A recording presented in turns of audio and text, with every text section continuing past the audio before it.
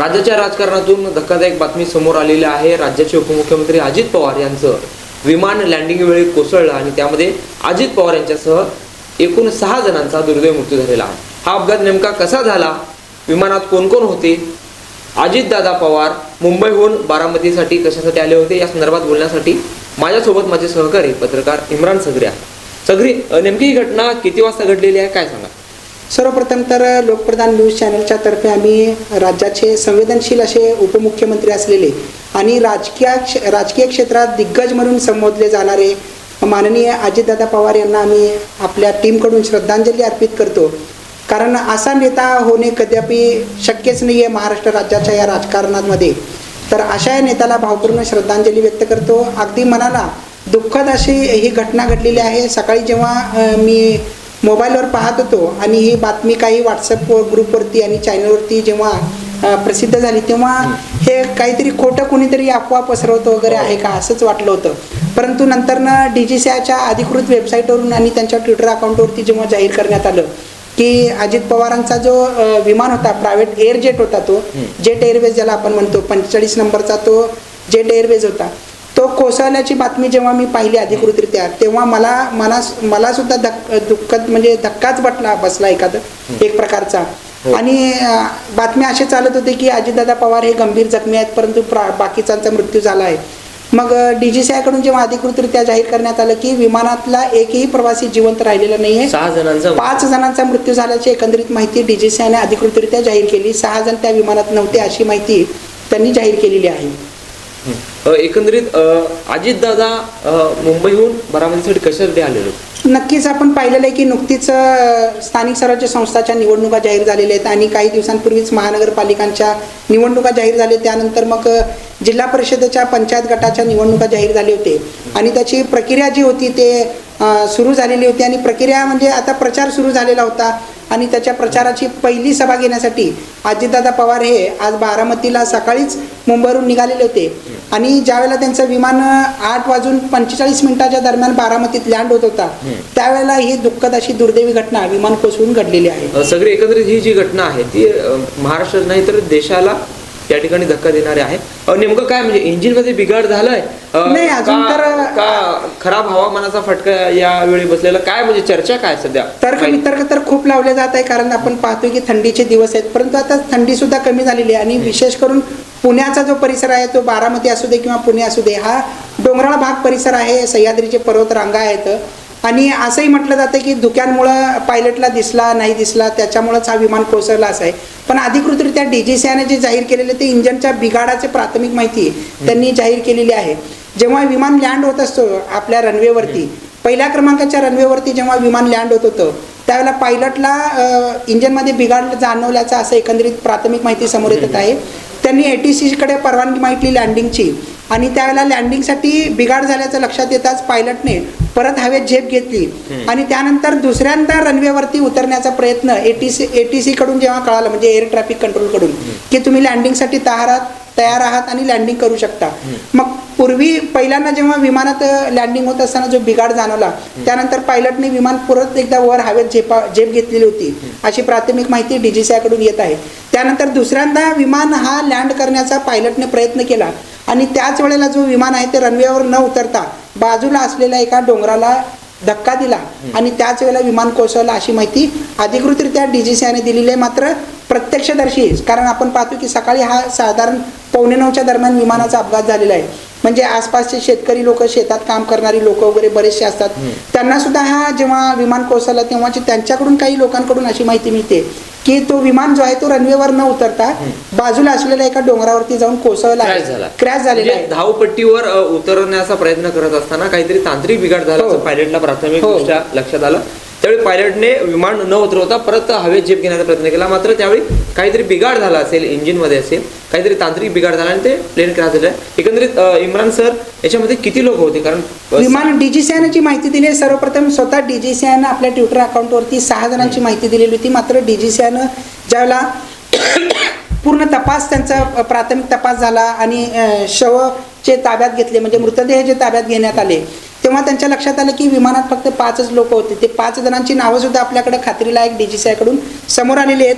त्यात बघा सर्वप्रथम अटेंडंट जो असतो हा त्याचं इथं नाव समोर आलेलं आहे. त्यानंतर पायलट इन कमांडर होते आणि फर्स्ट ऑफिसर होते, म्हणजे ज्याला आपण क्रू मेंबर म्हणतो, आणि PSO पर्सनल सिक्युरिटी म्हणजे अजितदादा अजितदादा यांचे जे अंगरक्षक हा आहेत तो एक व्यक्ती होता आणि स्वतः अजितदादा. असे 5 व्यक्ती जे त्यात मृत्युमुखी झालेले त्यांची नावं अशी आहेत. स्वतः अजितदादा पवार, त्यानंतर पिंकी माली, हा, सुमित पिंकी कपूर माळी जे आहे ते फ्लाईट अटेंडंट होते, सुमित कपूर म्हणून आहेत जे पायलट होते, आणि त्यांच्याबरोबर सांभवी पाठक आणि सुमित कुमार असे 5 जणांची नावं आपल्याकडे अधिकृतरित्या आता त्यामध्ये जे सांभवी पाठक जे आहेत ते कॅप्टन होते या ते captain plane मध्ये, होते, हो. आणि त्यानंतर जे सुमित कुमार हे देखील co-pilot होते. कपूर या फिर कुमार पायलट होते कॅप्टन मध्ये. त्यामध्ये मुंबई PSO HC विदीप जाधव म्हणजे जे अजितदादा यांचे जे अंगरक्षक पर्सनल असिस्टंट होते, त्यांचा देखील अंगरक्षक. यामध्ये दुर्दैवी मृत्यू झालेला, म्हणजे एकंदरीत 5 जणांचा मृत्यू झालेला आहे. बरोबर. एकंदरीत हा प्रायव्हेट विमान होता का? हा स्वतः अजितदादा यांचा प्रायव्हेट विमान होता. जेट एअरवेज आपण ज्याला म्हणतो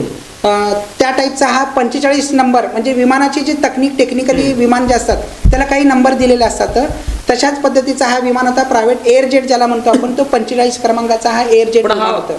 हा प्लेन जो क्रॅश झालेला आहे हा अपघात एवढा भीषण होता की याच्यामध्ये कोणीही म्हणजे वाचलेलं नाहीये. कारण प्लेन जेव्हा क्रॅश झाला तेव्हा असं एक प्राथमिक माहिती समोर येते की बाबा तो जो पेट्रोलचा जो टँक आहे त्याचा स्फोट झाला आणि त्यामध्येच दुर्दैव. आपण पाहतो की 2025 साली सुद्धा एअर इंडियाचं विमान लंडनला जात असताना जेव्हा अपघात झाला गुजरातमध्ये, अहमदाबादमध्ये, त्यावेळेला सुद्धा असं सांगण्यात येत होतं की विमानाचा जो सगळ्यात मोठा जो वजनी भाग असतो तो त्यांचा फ्यूल टँक असतो. ह्या जेट एअरवेजला सुद्धा फ्यूल टँक असतो, आणि फ्यूल आपल्याला सगळ्यांनाच माहिती आहे की हा इंधन जो आहे तो ज्वलनशील असतो. ज्यावेळेला विमान कोसळतो किंवा पडतो खाली, त्यावेळेला एखादी जरी टिंगी उडाली तर हे ज्वलनशील पदार्थ असल्यामुळे तो पेट घेतो आणि त्याचा मोठ्या प्रमाणात स्फोट घडत असतो. त्याचाच इथं परिणाम झाल्याचं एकंदरीत आपल्याला पाहायला मिळतंय. त्या स्फोटामध्ये विमानाचा जवळपास 70 ते 80% भाग हा पूर्ण चुराळा झाल्याचं एकंदरीत आपल्याला पाहायला मिळतंय, आणि त्यातच हे 5 लोकांचा दुर्दैव असं. आणि स्थानिक लोकांनी ओळखलं की बाबा अजितदादांचा हा विमान आहे, कारण ते जेव्हा बाहेर स्थानिक लोकांना सुरुवातीला कळालेच नाही की हे विमान नेमकं कुणाचं आहे, परंतु राजकीय सभा त्यांची होत होती, त्यामुळं जे राजकीय लोक होते त्यांचे जे समर्थक होते, कार्यकर्ते होते, आणि त्यांचे स्वागत करण्यासाठी काही जे आपण शासकीय कर्मचारी जे म्हणतो, अधिकारी वगैरे, कारण ते एक संविधानिक पदावरती होते, उपमुख्यमंत्री होते, त्यांचं स्वागत करण्यासाठी जे लोक विमानतळावरती होते त्यांच्या ते लक्षात आलं की हे अजितदादांचंच विमान आहे आणि ते आता कोसळलेलं आहे. परंतु सर्वप्रथम जेव्हा सगळ्या मृतदेहांना ताब्यात घेण्यात येत होतं त्यावेळेला सर्वप्रथम 3 मृतदेह हे ताब्यात हाती लागलेले होते, आणि त्यांना तातडीनं जवळच्याच बारामतीच्या शासकीय हॉस्पिटलमध्ये दाखल करण्यात आले होतं मृतदेहांना. 2 मृतदेह जे ते सापडत नव्हते, मिळत नव्हते, त्यामुळं मीडियावरती किंवा संबंधित लोकांना त्यामध्ये अजितदादा जखमी असतील आणि ते इथं कुठेतरी सापडतील, जखमी अवस्थेत असतील, आणि तातडीने त्यांना आपण उपचारासाठी हॉस्पिटलमध्ये आणू, अशी सगळ्यांची एकंदरीत आपल्याला धावपळ तिथं दिसून आली सुरुवातीला. मात्र ज्यावेळेला पुन्हा 2 मृतदेह ताब्यात आले तेव्हा मात्र DGCI ने अधिकृतरित्या ताबडतोब हे जाहीर केलं की 5 जणांचा यात मृत्यू झालेला आहे. निश्चितच राज्याच्या राजकारणातील ही मोठी बातमी म्हणावी लागेल. महाराष्ट्रात नव्हे तर संपूर्ण देश या घटनेने हादरलेला आहे. पहिल्या पहाटे कामाला लागणारा, प्रचंड उरक प्रशासनावर धाक असलेला आणि एक संवेदनशील दादा, लाडका भाऊ या ठिकाणी या दुर्घटनेमध्ये मृत्यू झालेला आहे. खरं म्हणलं तर महाराष्ट्र राज्याची मोठी हानी या ठिकाणी झालेली आहे. आणि इम्रान सर, जेव्हापासून ह्या बातम्या आपण ऐकतोय, सोशल मीडिया असेल, TV चॅनलच्या माध्यमातून अनेक जण आपापल्या मोबाईलवर स्टेटस ठेवत आहेत, कोणी रडत आहे, तर अनेक जण सोलापुरातून देखील अजितदादा यांना मानणारे जे कार्यकर्ते आहेत, पदाधिकारी आहेत, ते देखील बारामतीच्या दिशेने या ठिकाणी रवाना झालेला आहे. बारामती संपूर्ण महाराष्ट्र या ठिकाणी दुःखात या ठिकाणी कोसळलेला आहे. आणि एकंदरीत या ज्या प्रक्रिया आता पुढं काय होणार? आता पाहायला बघितलं तर सर्वप्रथम आपण पाहतो की सोलापूर शहरातले अजितदादांना मानणारे, मग ते कोणत्याही पक्षातले असो, शिवसेना असो, राष्ट्रवादी अजित पवार गट असो, शरद पवारांचा असो, काँग्रेसचा असो, सर्वच पक्षाचे अनेक दिग्गज नेते, कार्यकर्ते असू दे, पदाधिकारी असू दे, ते बारामतीकडे रवाना होत आहेत. त्यांना सुद्धा दुःख म्हणजे सहन होत नाहीये. आपल्याच घरचा व्यक्तीचा मृत्यू झालाय असं त्यांना इतकं दुःख होतंय, घरातलंच आपलं कुणी गेलंय असं दुःख व्यक्त करून ते सध्या तरी, कारण अजितदादा हे राज्याच्या राजकारणातील एक महत्त्वाचे नेते होते.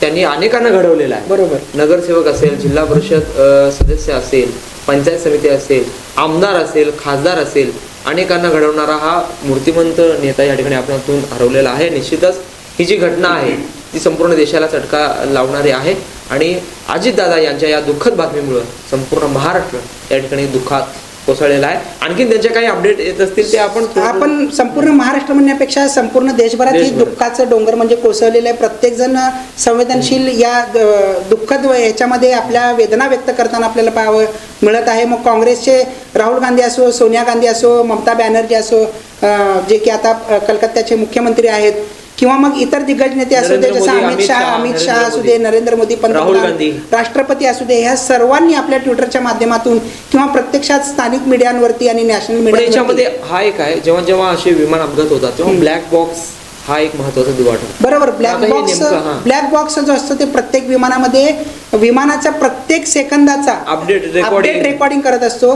कारण विमानामध्ये जे काही हालचाली होत असतात, पायलटकडे काय त्रास होत असतो, ATS काय सूचना देत असतात आणि पायलट कशा पद्धतीने सगळं हाताळत असतो ते ब्लॅक बॉक्समध्ये रेकॉर्डिंग होत असतं. विशेष करून त्याच्यामध्ये जेव्हा पायलट शेवटच्या क्षणी एखादी घटना घडली किंवा विमानामध्ये तो ATCशी जेव्हा संवाद साधतो, एअर ट्रॅफिक कंट्रोलशी, तो त्याच्यात रेकॉर्ड होत असतो आणि तो अशा पद्धतीने बनवलेला असतो की विमानाचा कितीही मोठा अपघात होऊ दे, विमान किती मोठा कोसळू दे, त्याचे तुकडे होऊ दे, परंतु ब्लॅक बॉक्स हा कोसळत नसतो. तो अशाच पद्धतीचा एक मेटलचा बॉक्स बनवलेला असतो ज्याच्यामुळे हा सगळा जो रेकॉर्ड आहे तो त्याच्यात होत असतो. DGCIने दिलेल्या माहितीनुसार हा ब्लॅक बॉक्समध्ये याचा पूर्णपणे रेकॉर्ड झालेलाच आहे. परंतु एक माहिती अशी पण समोर येत आहे की अनेकांना असा प्रश्न पडलेला आहे की हा घातपात तरी नाही ना. मग यासाठी आता महाराष्ट्र राज्यामध्ये एक वकील आहेत, ॲडव्होकेट नितीन सातपुते म्हणून, त्यांनी यासाठी आता जोर मागणी केलेली आहे मोठ्या प्रमाणात की या घटनेची चौकशी CBI द्वारे, मानवाधिकार मंडळ आयोगाकडून आणि तसेच सर्वोच्च पदावर जे राष्ट्रपती असतात किंवा मग सर्वोच्च न्यायाधीश जे असतात सर्वोच्च न्यायालयाचे, त्यांच्या मार्फत चौकशी करण्यात यावी. कारण हा घातपात सुद्धा असू शकतो. कारण विमान जो आहे तो बिघाड झाला, मग विमान उड्डाणाच्या अगोदर पायलटने चेक केलं नाही का, किंवा क्रू मेंबर जे असतात ते चेक केले नाही आहे का. कारण आपण पाहिलं की अहमदाबादमध्ये जेव्हा विमान दुर्घटना घडलेली होती त्यावेळेला सुद्धा अनेक शंका उपस्थित करण्यात येत होते. लँडिंग गिअरमध्ये जो त्याचा प्रॉब्लेम होता तो चेक करण्यात आला नाही का. तशीच आता इथं सुद्धा शंका व्यक्त करण्यात येत आहे आणि याचं उच्च न्यायालयाच्या न्यायाधीशामार्फत चौकशी करण्यात येते, अशी देखील मागणी समोर येत आहे. ती चौकशी होत राहील, मात्र महाराष्ट्राची कधीही न भरणारी जी हानी जी झालेली आहे, आमचा दादा, आमचे नेते अजितदादा हे गेलेत असं सांगत अनेक कार्यकर्ते, पदाधिकारी बारामतीच्या दिशेने रवाना झालेले आहेत. निश्चितच अजितदादा हे भल्या पहाटे उठून ग्राउंड झिरोवर पोहोचणारे एक नेते होते आणि आज मुंबईहून बारामतीच्या दिशेने जिल्हा परिषदेच्या प्रचारासाठी ते येत होते आणि त्यांच्या विमानाचं या ठिकाणी अपघात झाला आणि त्यांचा दुर्दैवी मृत्यू झालेला आहे. एकंदरीत अजितदादांना घेऊन आणखीन काय अपडेट्स देतील आम्ही आमच्या लोकप्रधान न्यूज चॅनलवर तुम्हाला देतच राहू. मात्र एकंदरीत ही प्राथमिक माहिती या ठिकाणी आम्ही तुम्हाला दिलेली आहे.